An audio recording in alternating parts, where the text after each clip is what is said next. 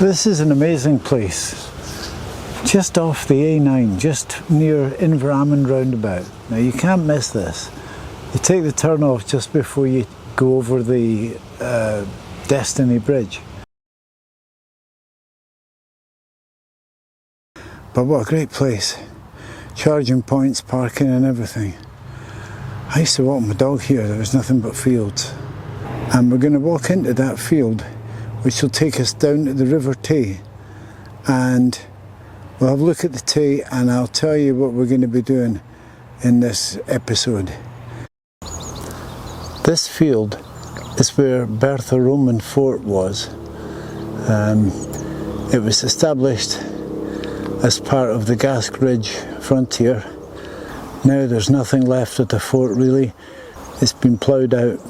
If you do walk across the field now and again, you can pick up bits of terracotta from roof tile and stuff. But apart from that, there's not much to see. Hi, welcome to Travels in Pikeland. Today I'm beside the River Tay, the historic, quite magical, life-giving River Tay. This is the new Destiny Bridge across the Tay. It's actually pretty cool. And the road after it is called the King's Road. It's also one of the nicest roads in Scotland at the moment.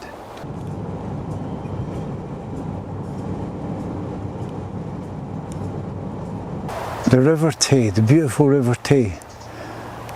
It's believed that the Tay, the Thames, the Tamar, the Tyne, the Tiber, and many other river names beginning with Tay and T are ancient, possibly Iron Age words that have come down to us, and they're used throughout Britain and Europe.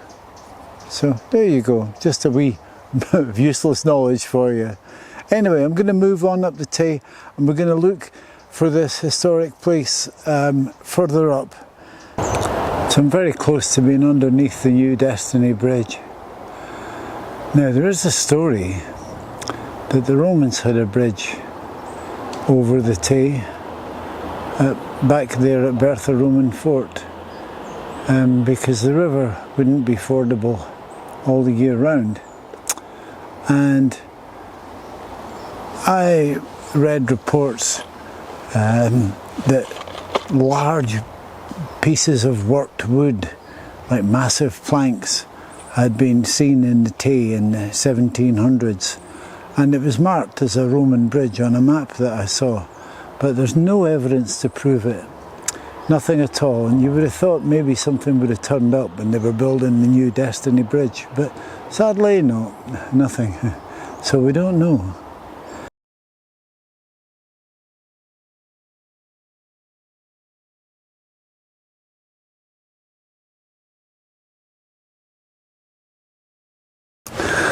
Well, here we are. This is the King's Stone. We're a couple of miles up the River Tay from the Darders Ford and the Roman fort at Bertha. And there's a story about this place and about this stone. Let's go back in time to around about 840 AD. And King Kenneth Macalpine had tentatively claimed the throne of what they were calling Alba, Scotland. The Picts had been kind of subsumed by the Scottish culture and were still terribly rebellious, I would imagine, but were towing the line. And anyway, there'd been a lot of Viking raids over the past century or so, which had kind of brought about the weaknesses in the Picts. And those Viking raids, they had plundered the churches and the monasteries and stuff. So Kenneth Macalpine, being a good early Christian, decided he would move the what was left of the holy relics from the island of Iona to Dunkeld, which was fastly becoming a big seat of the church. And he also had a hunting palace nearby at Cluny. So anyway, so the relics, precious relics, were moved to Dunkeld, and presumably the Vikings got to know about this, and they set about preparing for a raid against Dunkeld to steal, well, to do the usual stuff, to do whatever they did, but to go to Dunkeld and surprise them in a kind of dawn raid sort of thing. So the story goes that in the dead of night, round about here, the Vikings had beached their boats down by Durders Ford, because it's quite hard to navigate after that, and were silently moving up the river towards Dunkeld. And they were trying to make as little noise as they could so they could get as much surprise as they could to get what they were after. Well, Macalpine and his Scots, they had, you know, they watched the river for miles. They had systems of signalling and stuff from the mountain tops and hilltops. So they knew really that there was something going on. But anyway, it was dead of night, and these Vikings were apparently creeping along here and trying to be as quiet as they could. And one of them stood, well, his bare legs, he stood against and in amongst some really jaggy thistles, and he cried out. And the Scots who were out watching, they heard the cry, and they set up an ambush and they massacred the Vikings who were raiding, and they slew a Danish king. And a stone was erected on the site of where the Danish king fell, and this is it. This is the king's stone, and this is where the thistle became the emblem of Scotland, which is quite amazing, on the banks of the River Tay. And the name of the farm that this stone is on is Denmark Field. So the king's stone is set in an enclosure with a gate and stuff. Last time I was here, which is a long time ago, there was actually a wooden fence right around it, and it was quite hard to see the stone, and that's why I expected to see today. But now they've opened it up a little, and it's much better. Strangely enough, you know, for such an important place, there's no sign, nothing whatsoever, no indication. So you'd really have to do a bit of digging to find out what this apparently average standing stone, if there's such a thing, average standing stone might be. Anyway, I'm going to make my way back down and point out a couple of little bits on the river. I hope you've enjoyed this, and I'm hoping to come back and do a little bit of footage at Bertha Fort later on today. Come on.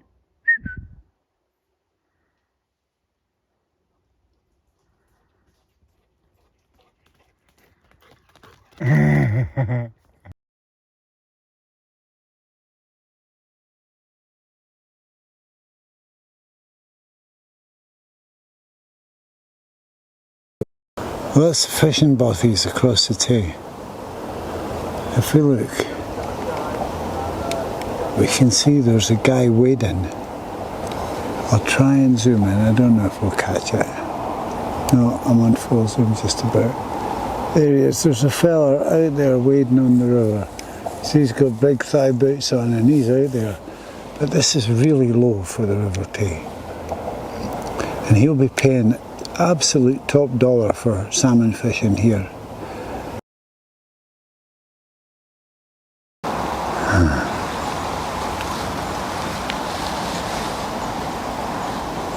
So this is the field where Bertha Roman Fort is, and there's nothing that you can see from here. I had hoped to put a drone up, but I can't do it because of these cattle in the field. So I'm sitting here on the banks of the Tay next to Durders Ford, which I said earlier was the lowest place that you could ford the river. In winter time and autumn time you won't be able to ford it. This will just be a torrent. But anyway, if you look down the river, you can see some concrete tank traps. I think you might be able to see them from where you are. And they were put there in the Second World War to stop the Germans invading. So, strategic spot right up until the 1940s. Anyway, I'm going to tell you the rest of the story about the King's Stone. When I explained the story the other day, I did say that it was the burial place of a Danish king. Now, that may not be true. The stone may have been put up to commemorate what became known as the Battle of Lunkerty, which was a Polish name for the skirmish. Now, it turns out that during the battle, the Scots were getting kind of tanked by the Vikings, and they looked like they were going to lose the day. They started to kind of wander off and try and get away. And some locals came down off the fields with their pitchforks and stuff and joined in the fray and managed to kind of swing the day round to a Scots victory, and that's how it was won. So Kenneth Macalpine was really pleased to hear about the people who came and saved the day, and they were from a family called Hay, Hay. And Kenneth Macalpine decided to bestow some lands on them as a kind of reward, you know. And he gave them the lands of Errol in the Carse of Gowrie, which is by the river about 10 miles down from where I am just now. And when he gave them the lands, apparently he said, when you put a hawk up in the air, and wherever that hawk lands will be the boundaries of your new lands. And so they became the famous Hays of Errol. And 200-300 years later, Gilbert Hay went on to become High Constable of Scotland for Robert the Bruce. So it's quite a story. It stretches the centuries.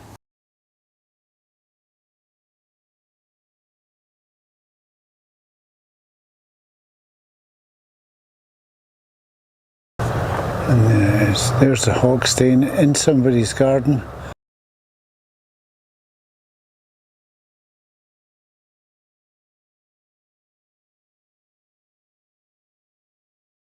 Well, I hope you enjoyed our wander up the banks of the River Tay. It's been a great summer, and we're now seeing the tail end of it. It's now the beginning of September. When I videoed that, it was a couple of weeks ago. It was the height of our glorious Scottish summer. Anyway, I hope you enjoyed the video, and thanks to those of you who have subscribed and liked, and a big thanks to those who've just discovered the channel and hopefully are enjoying it. Now, for those of you who are my regular contributors on comments, please keep them coming in. I love the comments, they're fantastic. Sometimes I get a really good laugh, sometimes I learn something, sometimes you give me ideas of things I should go and do. So any comments, suggestions of where I should go and film if I can, please keep them coming in. In the meantime, stay safe, look after yourselves, and I'll see you later.